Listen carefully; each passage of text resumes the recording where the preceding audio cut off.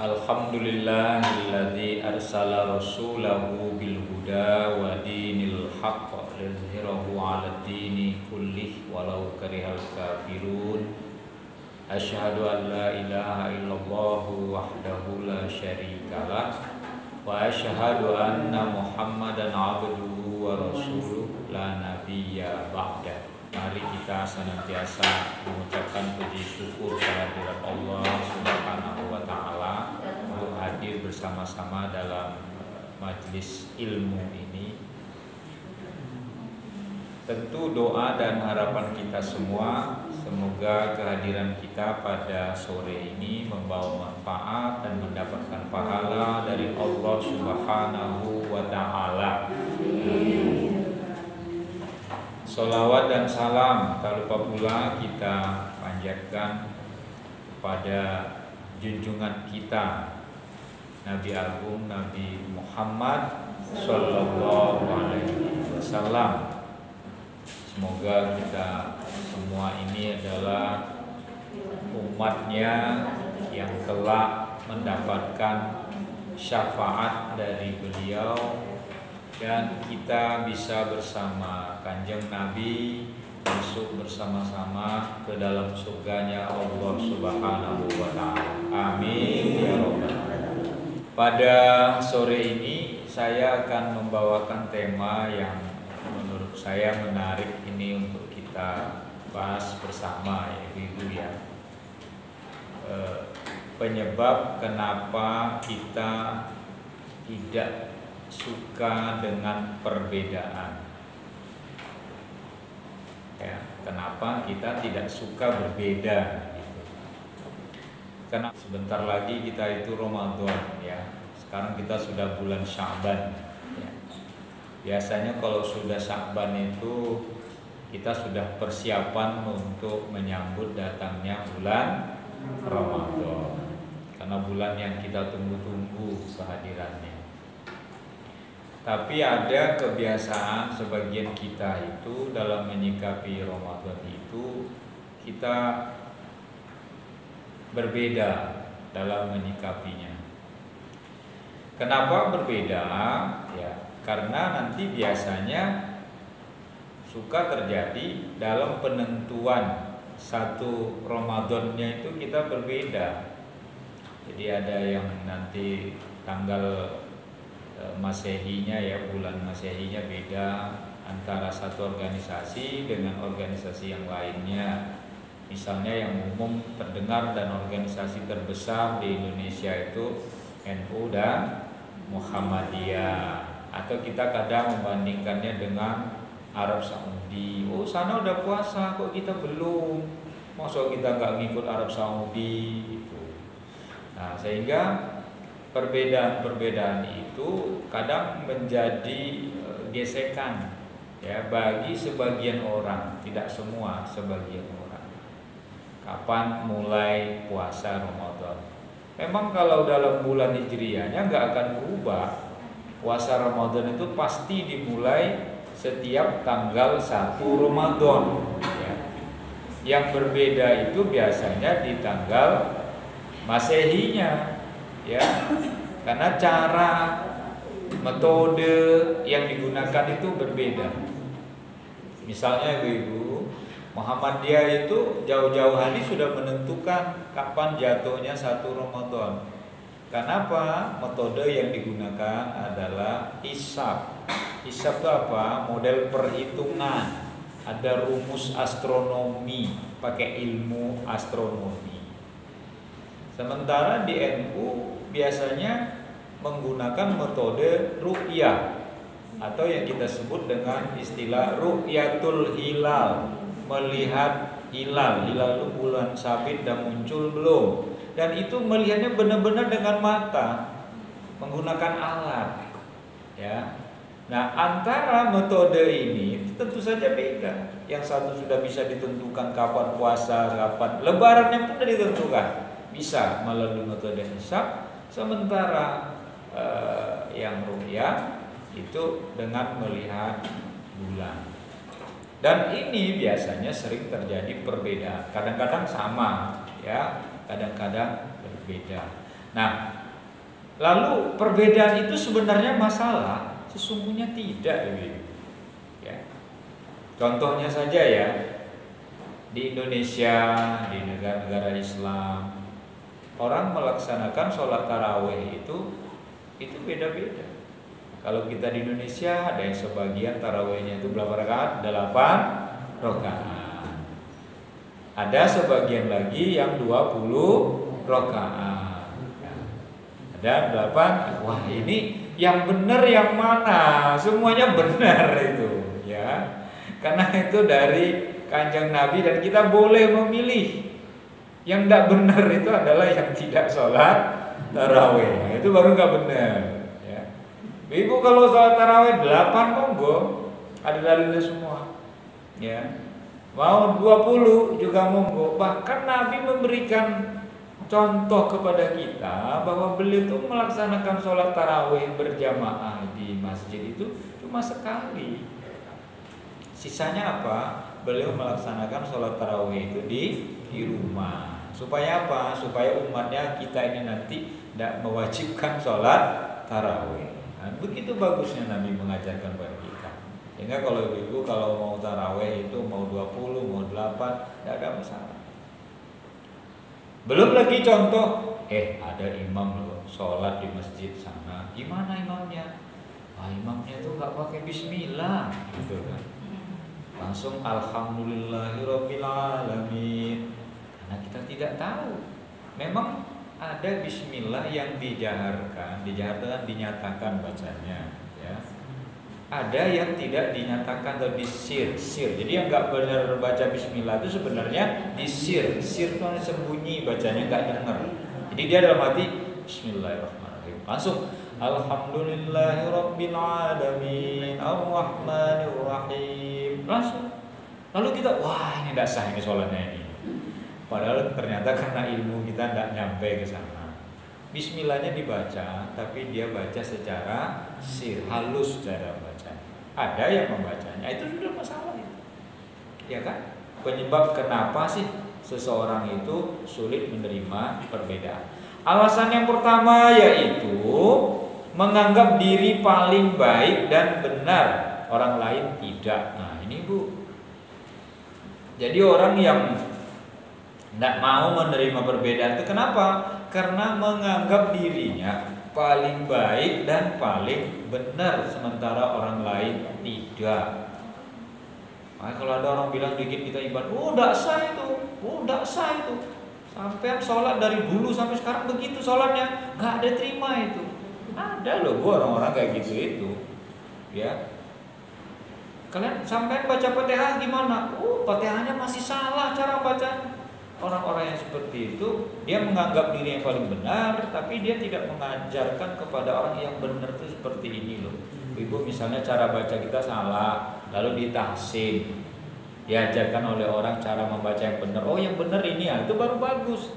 Yang salah dulu itu tetap diterima insya Allah oleh Allah, itu tidak ada masalah. Kita itu belajar kok, sinau, ya. Tidak semua orang itu dalam melakukan sesuatu itu sesuai dengan apa yang diharapkan. Kita diajarkan di dalam Al-Quran itu pada firman Allah surat An-Najm ayat 32. Kata Allah, "Fala tuzakku anfusakum huwa a'lamu bimanittaqa." Apa kata Allah? Maka janganlah kamu menganggap dirimu suci. Allah lebih mengetahui siapa yang bertakwa. Jadi jangan menganggap diri kita itu suci, ini pengandaian ini, paling suci sendiri, paling bersih sendiri, paling benar sendiri, paling diterima sendiri. Nah ini ayat tadi ujungnya apa? Allah lebih mengetahui siapa yang bertakwa. Allah itu tahu. Jadi kalau dia ada orang yang menyalahkan kita, biarkan saja. Tapi Gusti Allah lebih tahu. Kedua adalah sering mengabaikan orang yang memiliki pemikiran yang berbeda. Jadi kalau ada orang yang pendapatnya berbeda itu diabaikan. Tidak peduli saya. Oh Pak, menurut saya pandangannya begini loh Pak. Oh Bu, pandangan saya yang benar menurut saya yang saya baca ya seperti ini. Alah, sampai sok tahu. Jadi nggak mau nganggep pandangan orang. Maksudnya apa? Ketika orang berbeda dengannya, itu nggak mau terima, gitu loh. Misalnya tadi saya cerita, oh di sana cara sholatnya begini loh, kita di sini sholat begini. Saya nggak peduli, pokoknya sholat saya begini. Tapi kan kalau orang yang menghargai, oh di mana itu cara sholatnya begitu? Apa kira-kira alasan mereka sholatnya begitu? Kita kan jadi tahu. Ibu yang pernah pergi ke tanah suci kan tahu tuh, tidak sama semua orang sholat di sana. Ya. Tapi ternyata kita tidak mempermasalahkan. Kalau kita sering mengabaikan pendapat itu tidak baik. Sekalipun pendapat anak kecil, sekalipun pendapat yang menurut kita orang ya pinter kita lah dari dia, tetap jangan diabaikan. Makanya ada pepatah bahasa Arab dan dipakai oleh orang Arab, itu bagus menurut saya. Apa kata orang Arab? Unzur maqal wala tanzur maqal. Lihat apa yang dikatakannya, jangan dilihat siapa yang mengatakannya. Yang penting katanya itu bagus, siapa aja lah dia. Anak kecil, mau orang bodoh menurut kita, orang nggak berpendidikan, tapi kalau kitanya kata-katanya itu bagus dan mengandung pelajaran, bisa kita ambil. Ada anak-anak cucu ibu, ketika ibu pakai baju, wah ini baju yang nggak bagus, ini nggak matching ini. Ah, kamu tahu apa? Anak kecil, gitu kan? Kalau nggak pikirkan, dirasa bagus, oh iya ya. Mungkin saya kurang bagus ini karena saya udah nggak ini tentang warna gitu. Kalau memang baik silakan, walaupun itu anak kecil. Kadang kita sering mengatakan begitu. Ketika kita dibetulkan oleh orang, lalu kita ngomong apa? Kamu tahu apa? Saya lebih tahu. Nah ini yang nggak boleh. Lalu yang ketiga, senang menunjukkan perbedaan pada semua orang. Jadi kalau dirinya berbeda tuh senang menunjukkan. Aku ndak sama loh dengan sampean, beda. Itu dipamer-pamer. Kamu lebarannya kapan? Sesuk Setu. Kamu kapan? Saya Ahad. Oh, yang Ahad ndak diterima kayak. Kesuwen ya poso gitu kan. Nah itu ndak boleh. Ndak usah kita pamer. Jadi kita itu jangan suka menunjukkan perbedaan kita pada orang lain. Nah itu kita diingatkan dalam Al-Quran ya oleh Allah pada surat Luqman ayat 18. Kata Allah, wala tusa'ir khaddaka lin-nasi wala tamshi fil ardi maraha innallaha la yuhibbu kulla mukhtalin fakhur. Kata Allah, janganlah memalingkan wajahmu dari manusia karena sombong, dan janganlah berjalan di muka bumi ini dengan angkuh. Sesungguhnya Allah tidak menyukai setiap orang yang sombong dan sangat membanggakan dirinya. Jadi biasanya orang-orang yang berbeda itu biasanya menyombongkan dirinya. Saya beda dengan sampean. Sampean gak boleh dekat-dekat dengan saya. Ya, gitu kan ada orang yang seperti itu. Saya orang terhormat, saya orang yang paling pintar. Nggak boleh sampai itu dekat dengan saya. Nah ini yang nggak boleh. Kenapa? Yang menyebabkan orang sombong tuh itu. Orang sombong tuh biasanya merasa dirinya paling pintar. Orang itu sombong biasanya dirinya paling kaya. Yang ketiga, orang itu sombong biasanya kalau nggak paling cantik atau paling ganteng. Jauh dari dekat wong ganteng, kok nanti aku tular nelekmu. Nah itu nggak boleh. Ini tempatnya orang kaya, ini tidak ada boleh. Orang miskin nggak boleh mendekat, gitu kan? Itu tidak boleh. Ya, oh ini tempat pejabat, makanya di masjid tuh ibu, bukan ada tempat masjid tuh sok pertama orang kaya, nggak ada.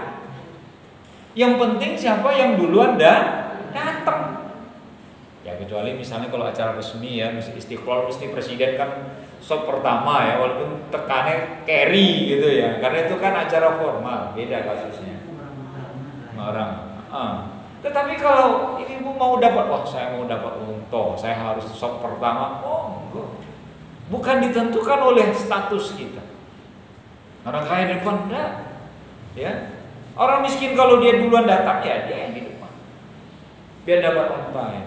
Nah, yang carry gak dapat dok tuh paling belakang sendiri. Ya. Enggak boleh kita menyombongkan diri kita itu.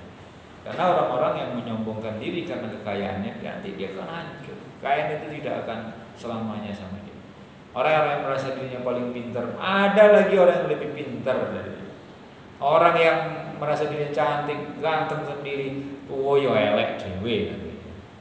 Bagusnya hanya sangat muda. Kalau udah tua itu sudah kembali lagi keriput, kembali lagi tua, kembali lagi kita pelupa gitu. Organ-organ tubuh sudah lemah. Lalu yang keempat, pemikirannya tidak berkembang. Ya, itu saja. Jadi orang-orang yang sulit menerima perbedaan itu ya bacaannya sidik itu loh. Kalau istilah pikniknya itu dekat gitu loh. Orang sudah sampai kemana-mana dia masih cerita yang dekat-dekat aja. Padahal orang lebih banyak tahu. Kurang piknik, kurang jalan-jalan, kurang banyak baca gitu ya. Nah jadi penyebab yang keempat ini biasanya itu dia dapat satu kaji, satu bahan, satu materi, dianggap itu yang paling benar. Liane salah. Nah, ini enggak boleh. Oh kata guru saya, sholat yang benar tuh seperti ini. Kalau enggak seperti itu salah itu, enggak sah. Kalau mestinya kita belajar, kita membaca, kita akan tahu. Allah mengingatkan kita dalam surat Az-Zumar ayat 9.